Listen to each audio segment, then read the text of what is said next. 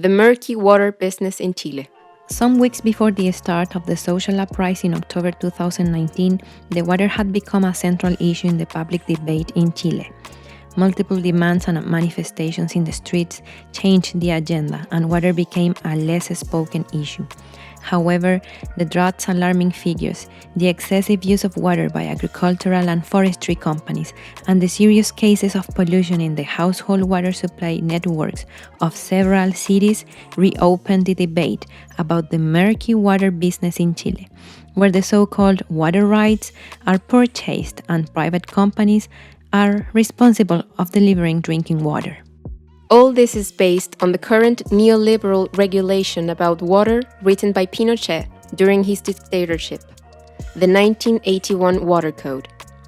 This regulation turned Chile into the sole country in the world that gives water rights to the private sector for free and in perpetuity. What started as a promotion for the agricultural sector ended up as a water market where large companies registered the rights right away. However, the small ones took years to do so. As a result, the concentration and over-granting of the water rights went to only a few, that added to decades of drought and irregular extraction without control, which caused the exploitation of aquifers that now are not able to recharge naturally.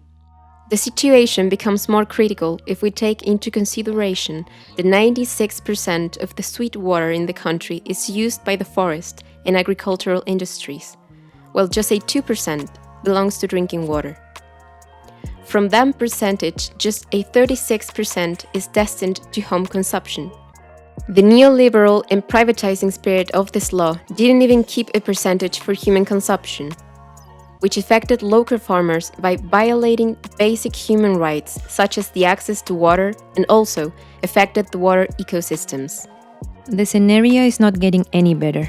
Chile is going through the worst drought in history that puts in risk the basic conditions of thousands of people who don't have access to drinking water. At the same time, many different agricultural towns are drying up and thousands of animals are dying as availability of water resources decreases. In 2019, the lowest rainfall rate in history took a record. Some reservoirs came at historical lows, and it is estimated that last year Chile lost 20% of the water in its reservoirs, and less rain and snow makes it difficult to recover. According to the government's own figures, river flows will be half the historical average, and in the northern region of Coquimbo, 90% less flow is expected than in the 2018-2019 season. In addition, there are already 79 villages that as of December 2018 were under a scarcity degree affecting 2 million inhabitants, equivalent to 11% of the population. According to the World Resources Institute, Chile will be one of the 30 countries most affected by water shortages by 2040. An example of the effects of water business is the village of Petorca, well known because of the drought and the serious consequences of the avocado crops, which require a large quantity of water, and therefore it has affected the local people's access to it. Nowadays, locals depend on water trucks from the state, which are normally used as an emergency measure.